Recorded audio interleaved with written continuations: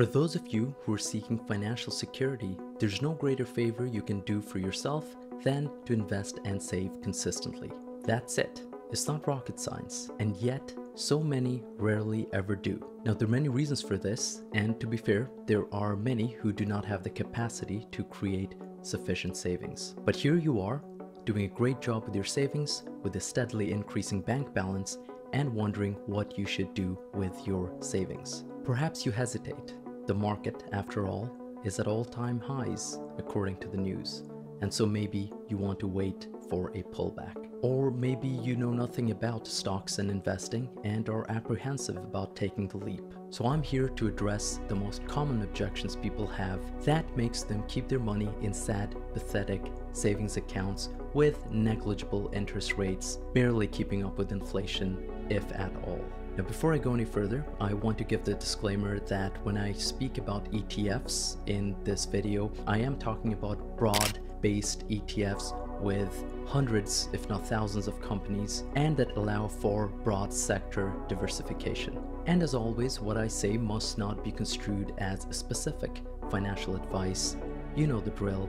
Let's get into it. Common misconception number one: investing is hard. If you know nothing about investing and you start reading up on investing related topics for an hour a day, you will be anywhere from 1 week to a month away from starting. If you can understand what a diversified ETF is, then all that is left to do is open a trading account, ideally a tax advantage account so you don't have to pay taxes on any capital gains, and start buying up diversified index funds.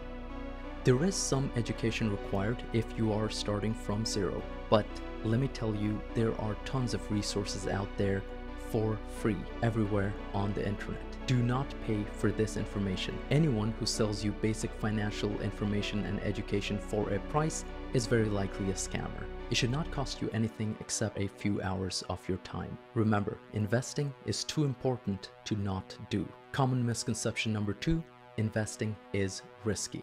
Now, investing in broad-based equity ETFs does come with risks. Looking at calendar year returns, over the past 50 years, the S&P has dropped 17.37% in 1973, almost 20% in 2022, 23.37% in 2002, 29.72% in 1974, and a whopping 38.49% in 2008. Note that there were even more declines in consecutive years over this period, such as a 10.14% decline in 2000, a 13.04% decline in 2001, which, along with the 23.37% decline in 2002, made for a devastating 3 years.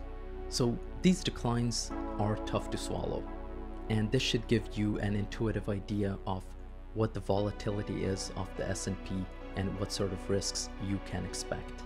But here's the crazy thing: over the same last 50 years or so, if you had invested $50,000 in 1973 and simply forgotten about it, even after all these declines I talked about, you'd end up with $1.4 million. And that's $1.4 million adjusted for inflation. Don't have $50,000? Not a problem. Over the same period, if you had invested $85 a month every month and increased that amount to keep up with inflation, you would also end up with $1.4 million over the 50-year period, adjusted for inflation. So what's the takeaway here? Yes, it is risky if you dump all your money right at the peak and then sell right at the bottom. I made a video about 3 key factors you have to consider before you even start investing, so give that a watch if you are starting out. It is risky if you invest without taking your time horizon into account and find yourself forced to sell at the bottom of a crash. But if you invest money that you do not need to touch for decades and you invest consistently over a long time horizon, the risks are significantly reduced. The biggest danger when it comes to investing is not starting. Common misconception number 3: you need a lot of money to start. Now, speaking of not starting, a lot of people believe that they need to have a lot of money before they can start investing in stocks. The truth is, you do not. In fact, investing in broad-based ETFs has the lowest barrier to entry out of all of the investments that are accessible to regular people, such as investing in real estate or starting your own business. You can start with as little as $100, although if you do have to pay transaction fees or trading costs, you need to keep an eye on this and take that into consideration. But you and me, the brokers, we're taking home cold hard cash via commission, motherfucker. And the best thing is you can also buy in over time. So unlike, for example, real estate where you have to save up, let's just say $100,000 for a down payment and then dump it all at once when you're ready to execute on the deal. With stocks, you can buy as little as a few $100s of stocks every month and continue doing that consistently over many years. You can also quickly purchase more shares when the market is down and keep averaging down if the market continues to decline. This makes investing in ETFs a lot more flexible. Common misconception number 4, your money will not be liquid. I can't access my money. It'll be there until I retire. Okay, let's unpack this. While investing in equity ETFs is ideal for people with long time horizons, you can still sell your positions if you desperately need the cash. The settlement time may take a few days at most. Now, selling with a gain might trigger a tax obligation, whereas selling at a loss will likely not.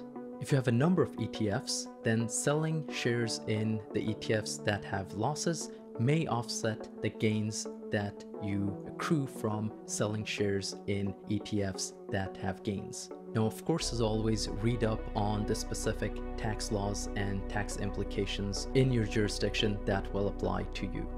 So your money will be liquid, but depending on how your investments are doing, if you are forced to sell, you may have to sell at a loss. And that's the risk you take. So think about your time horizon and your risk tolerance beforehand. Common misconception number 5, it's too time consuming to manage your portfolio. Now, what does this even mean? What does it really mean to quote unquote manage your portfolio?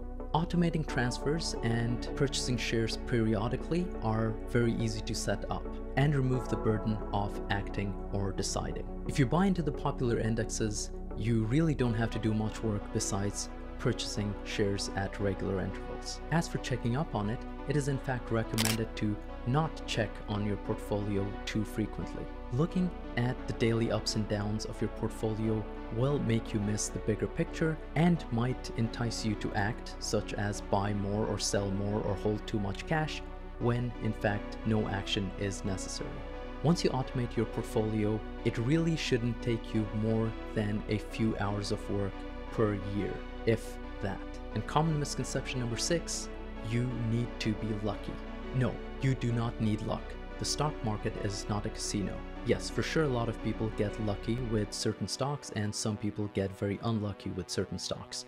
But if you are investing in a broad ETF with very good sector diversification, this is not going to be an issue. In the long run, luck will matter very little, if at all. Now allow me to explain why that is. A casino, where people go to gamble, is essentially a wealth redistribution mechanism. So you have 100 players, for example, and each player brings in $10,000 of cash. So you have $1 million that enters the casino. Now the house always has an advantage, so over time, all the players will lose their money. So essentially you have a wealth transfer from the players to the casino, and the casino will aggregate all that money and take some of it and pay it out to 1 or 2 lucky individuals as big jackpots, and that will encourage all the other losers to continue to play and chase that jackpot, thereby losing even more money.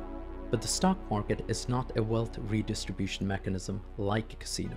The companies it tracks actually build products that improve people's lives.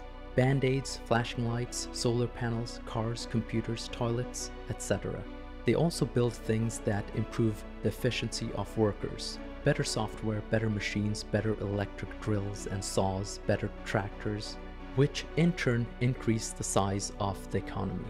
Imagine for a second how our lives have changed. 100 years ago, most people didn't have refrigerators or cars. We did not have vaccines for many common diseases. Just 20 years ago, most people did not have smartphones and GPS. The companies you invest in are the ones building and innovating and moving civilization forward. So the size of the wealth pie increases over time, and your slice of the wealth pie increases proportionally. So by investing in companies in a well-regulated and competitive economy and spreading your money over hundreds of companies via an index fund, you get to participate in the growing wealth of the country and the world while diversifying risk. So are you someone who believes in any of these misconceptions? Did you believe in any of this before? Let me know in the comments, and thanks for watching.